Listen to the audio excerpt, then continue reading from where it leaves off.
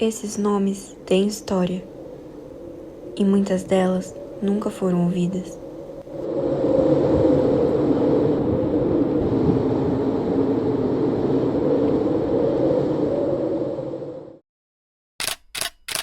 Antes de virarem estáticas, eram sonhos, risadas, vidas comuns. Mas a violência silenciou muitas dessas vozes.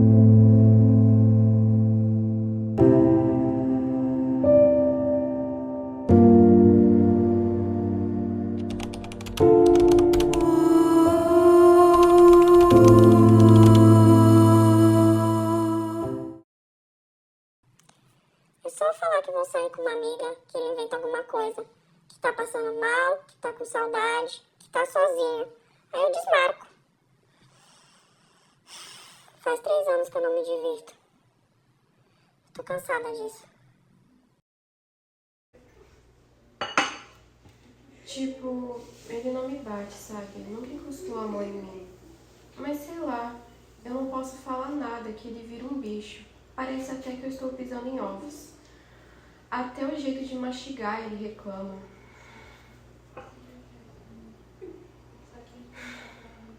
Aí eu fico quieta porque é melhor evitar a confusão.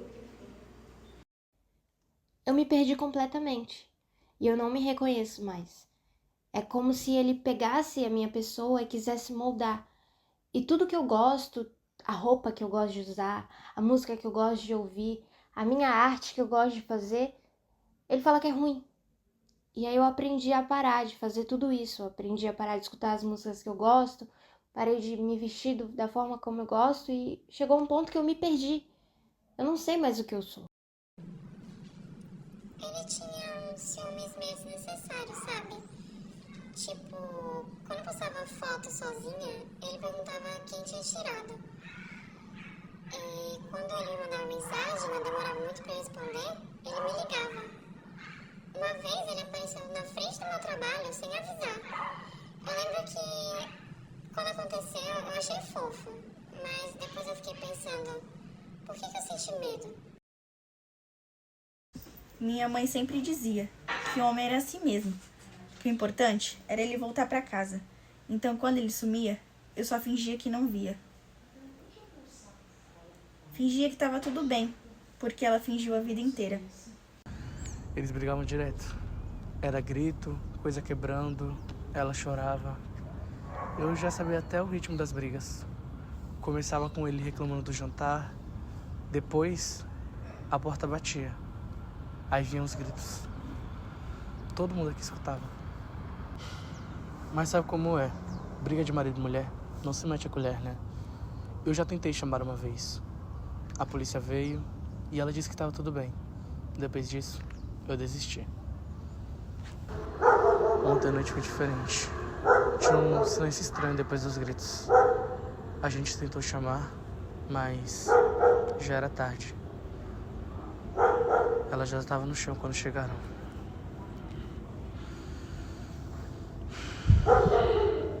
Agora, todo mundo quer falar, mas antes, ninguém via nada.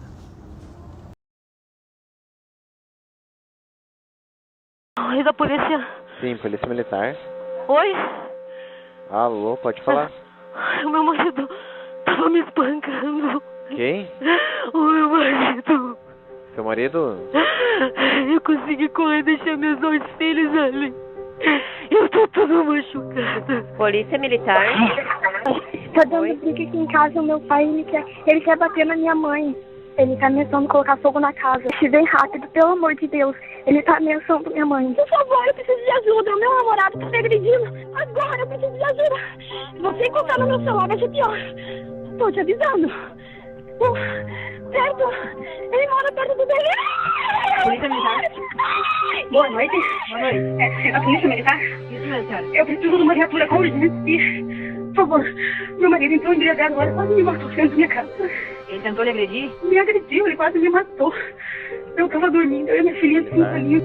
Moço, pelo amor de Deus, eu preciso de uma ajuda na rua. Moço, eu me acordei, eu acho que o ex-marido da moça matou a minha sobrinha. Pelo amor de Deus, me ajuda.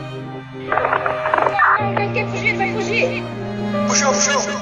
Tá preso! A vítima tá com bastante ferimentos, vai ser conduzido ao hospital, tá ok? Bom, estamos de volta aqui atrás do agressor. Central agora está no local. O bom manda apoio, que é o masculino tá fugindo do local. O agressor tá preso e tá sendo conduzido para a delegacia.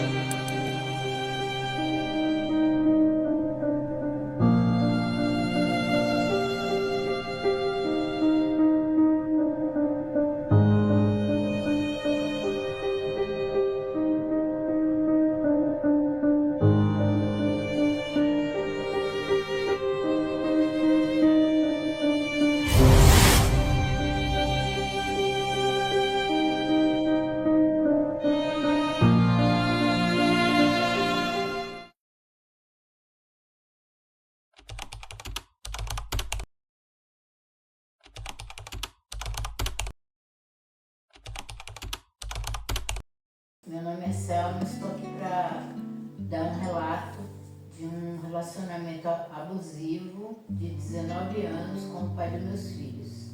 Bom, nós namoramos 4 anos, aí depois casamos. Assim, no começo era umas maravilhas, só que eu logo fiquei grávida e aí ele começou a se transformar.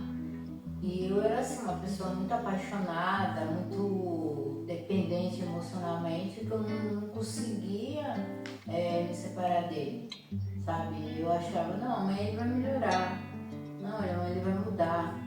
Aí não mudava nunca.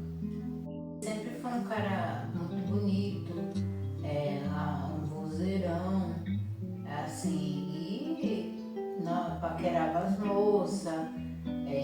Assim, me traiu várias vezes, bebia muito, aí chegava tarde, aí mentia, falava que estava com os amigos, aí sem contar que chegava bêbado, aí me agredia, aí era uma pessoa muito abusiva, sabe? Me fez muito mal. Eu lembro que uma vez era Natal e ele demorou para chegar em casa e chegou bêbado. Aí eu cheguei perto dele assim e falei, nossa, por que você chegou tarde? Aí ele pegou uma garrafa de Gatorade, na época, Gatorade era de vidro, né? E ele começou a tacar na minha cabeça, assim, sabe? E eu, para! E aí gerou uma dor muito grande na minha cabeça e tal. Pra ele, eu estava errada de cobrá-lo, dele ter chegado bêbado e de ter esquecido do compromisso que a gente tinha combinado. A segunda vez, a mesma coisa, chegou tarde, aí a gente brigou, e aí começamos a brigar, eu comecei a discutir. Aí o meu filho pequeno estava sentado no sofá, olha o que ele fez, ele pegou o menino no colo e pegou a mão assim, se inclinou o punho, né, e tochou na minha sobrancelha. Até hoje eu tenho uma cicatriz. Aí eu lembro que o sangue pulava e é assim, ele dizia, ai, tá vendo, você é culpada, isso é culpa sua, você que foi culpada. Uma outra ocasião, o meu filho já estava grande, aí o mais novo, que hoje tem 27 anos, era bebezinho. Ele começou a brigar comigo, porque ele queria entrar numa sociedade com um amigo dele e eu falei que eu não queria. Aí o meu filho deitado na cama, dormindo, aí ele me pegou pelos cabelos assim, e sacudiu e puxou o meu cabelo e balançava assim a minha cabeça. Eu não esqueço disso.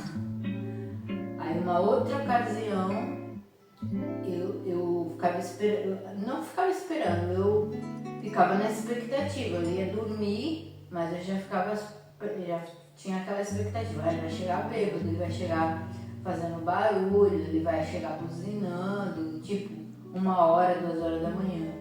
Aí ele chegou, Aí abriu a porta, eu tipo fechei, eu fiquei com os olhos fechados pra ele achar que eu tava dormindo. Aí ele chegou assim, fingindo que tá dormindo, pegou assim, me pegou assim pela pijama assim, ó, e jogou no chão, igual um saco, assim. Eu não esqueço disso. Aí eu bati essa parte aqui do quadril no chão, aí no outro dia eu não aguentava nem andar de dor. Aí no outro dia ele não lembrava de nada, ele, ai, me desculpe, eu não lembro de nada disso. Tipo, eu era louca, né? Eu era a desequilibrada e ele era o cara perfeito. E além de eu ter passado por essas agressões, ele também agrediu meus filhos. E uma vez ele bateu no meu filho mais novo, ele pegou um cinto, mais novo não, mais velho, ele tinha 7 anos e o Pedro, que é o mais novo, era bebezinho. Ele pegou o cinto do lado da fivela e bateu muito nele, assim. Aí no outro dia ele foi pra escola e era a peça do índio, né? Aí as professoras viram ele todo roxo. Aí ele falou assim, mãe, a professora viu o meu roxo. Aí eu não falei que foi o meu pai que me bateu, mas elas mandaram você ir lá. E eu tive que ir lá. A professora brigou comigo. Aí eu falei, mas não fui eu. E ela ficou ela ficou achando que eu que tinha batido nele. E eu não tinha batido nele. Aí uma outra ocasião, o meu filho Pedro já tinha uns 8 anos. E não sei o que foi que o Pedro fez. Ele bateu no Pedro. Ele machucou o rosto do menino que tipo, sangrava assim. Aí eu, o que você fez com o menino? Você é doido? E aí tipo, ele, esse moleque é muito teimoso. Aí, passado um tempo, a minha filha, né, que hoje vai fazer 18 anos, ela era bebezinha, assim, tipo 1 aninho, ficou pulando na cama. E a gente sempre teve televisão no quarto, ela tava pulando na cama, eu do lado, ele num lado e ela no meio pulando. Ele deu um maior tapa assim na bunda dela, assim, tipo, ela tava de fralda. Aí eu falei, você é maluco, você bateu nela, ela é um bebê. Aí tipo assim, nas costinhas dela ficou aquele vermelhinho assim.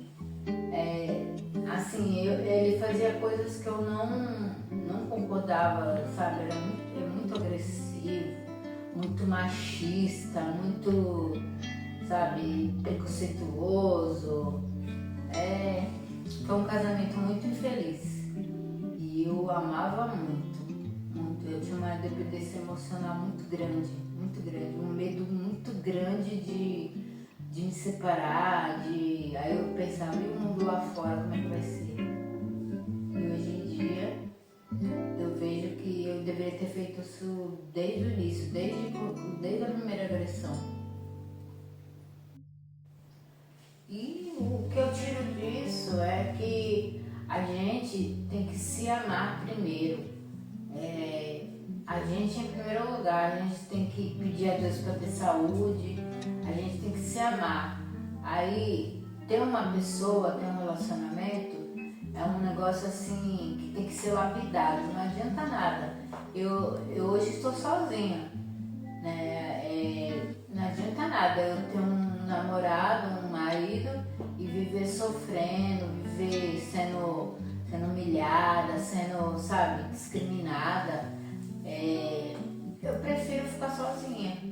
E também, um conselho que eu dou, não deixe, se levou o primeiro tapa, a primeira ofensa, não deixa acontecer de novo, sabe? Vai, procura uma ajuda psicológica, vai na delegacia, faz um boletim de ocorrência, mas não fique, sabe, que nem eu, 19 anos sofrendo um relacionamento abusivo, porque eu tinha medo do mundo lá fora, porque eu tinha uma condição financeira boa e tinha medo do mundo lá fora, porque ele mesmo fazia essa pressão psicológica, ele falava, você não vai conseguir, você não sei o quê, você é um lixo, ele vivia falando que eu era um lixo, você é burra, você é ignorante, ele falava muito isso, você é uma ignorante, sabe? você é ruim, você, tipo, eu passava por errado. Eu sempre fui a pessoa que é errada e ele estava certo. Olá, eu me chamo Fernanda Satorre e eu estou aqui para contar um pouco da minha história. Eu fui casado há 10 anos com um homem abusivo e dos últimos 4 anos eu fui mantida em cárcere privado sob tortura e ameaça. Que tipo de violência você sofreu? Física, psicológica, sexual, patrimonial ou moral? Psicológica e sexual. A psicológica, ele sempre dizia, fica calada, não conta nada pra ninguém, porque se você abrir a boca, eu vou matar sua filha na sua frente, eu vou atrás de cada filho da puta da sua família, vou matar um por um. E não pensa que eu vou preso não, porque eu dou um tiro na minha cabeça, mas eu vou deixar você viva pra você ver o que você fez. E a sexual, eu era obrigada a ter relações sexuais com ele quantas vezes por dia ele quisesse. Seja uma, seja duas, seja 3, eu querendo, não querendo, estando doente ou não. O que mais me marcou foi o fato de eu não conseguir ter sido mãe. A primeira vez que eu consegui abraçar e beijar minha filha, ela tinha 7 anos de idade. Ele nunca me permitiu abraçar ou beijar minha filha. Eu sempre amamentava, colocava no berço, amamentava, colocava no chão, trocava rapidamente, às vezes ele nem deixava trocar. E eu não consegui esse carinho, esse afeto de mãe, porque ele não me deixou ser mãe. Eu fiquei 4 anos sem ver ninguém da minha família. Mesmo morando uma distância, como se fosse de Cubatão até o Casqueiro, ele não me deixava ter contato com ninguém da minha família. Quem mais me ajudou foi a diretora da escola onde minha filha estudava, que quando eu conseguia ter alguns minutos de conversa com ela, eu contava esporadicamente as coisas que aconteciam na minha casa, e foi ela que fez a denúncia, onde eu consegui me livrar dessa situação. Como que eu saí dessa situação? Um dia ele espancou a nossa filha de 7 anos na época, mas ela era bem pequenininha, ela tinha um tamanho de uma criança de uns 4 anos de idade, e ele marcou muito ela. As pernas e as coxas dela ficaram como se tivessem colados bife de fígado, de tanto que ele bateu nela. E depois disso ele não quis mais mandar ela para a escola. E eu tive uma ideia, peguei uma pomada de minâncora, maquiei os hematomas dela e mandei ela para a escola. Só que ela foi com uma blusa de manga comprida. Tava muito calor e ela com a blusa de manga comprida.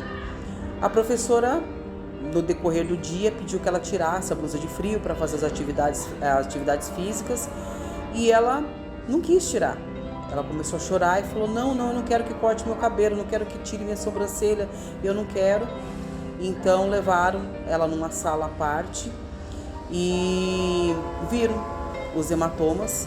A diretora da escola filmou, fotografou todo o corpo dela, enviou para a polícia, enviou para uma amiga dela que era juíza. Ele foi denunciado e naquele mesmo dia 12 homens foram necessários para prender ele, e eu finalmente consegui me livrar daquela situação. Não me senti acolhida pelas autoridades, me senti bastante desamparada, porque no dia que ele foi preso, eu precisei testemunhar contra ele. Só que eu não queria testemunhar. Por quê? Porque a gente vive no Brasil. Eu imaginava que dali 1 ou 2 dias ele fosse ser solto e terminar o que ele sempre prometeu, de matar minha filha e minha família. Então eu queria ficar calada, eu não queria depor contra ele, porque eu tinha muito medo, eu ainda tenho muito medo dele, mesmo depois de 10 anos Eu tenho pavor de encontrar ele ainda. E como eu não queria falar nada, a investigadora me levou para uma sala, me bateu e disse o seguinte: você vale menos do que uma cadela de rua, porque cadela de rua protege os filhos e você não, você prefere o macho. Ela não entendeu. Eu não estava não protegendo minha filha, eu apenas estava com medo daquela situação. Mesmo depois de ter dado depoimento, depois de ter assinado, eles falaram: olha, fica tranquila que a gente vai te dar todo o suporte, caso ele venha a sair, e em 48 horas você será notificada e você vai poder se proteger. Isso não aconteceu. Ele ficou preso 3 anos e meio e eu só fiquei sabendo que ele estava já há mais de um ano na rua quando eu dei entrada no divórcio litigioso. A minha advogada mandou os papéis para o presídio onde ele estava, para ver se ele assinava voluntariamente, e sempre voltava sem assinatura. Até que um dia ela perguntou para o diretor do presídio o porquê que os papéis estavam vindo sem assinatura. Então o diretor do presídio avisou que ele encontrava-se evadido, ou seja, na segunda saidinha temporária ele havia saído e não havia voltado, ou seja, na primeira saída temporária eu não fui notificada, muito menos da segunda. Então, assim, confiar nas autoridades não vale muito a pena. Após tudo que aconteceu, eu me reergui novamente. Eu voltei a estudar, coisa que ele não me permitia fazer, nem estudar, nem trabalhar. Estudei, consegui uma profissão, trabalho atualmente como técnica de enfermagem, continuo fazendo terapia, eu e minha filha fazemos terapia porque 10 anos não se esquecem. Resumidamente, eu contei algumas coisas do que aconteceram, mas nada vai apagar da memória minha e da minha filha tudo que a gente passou.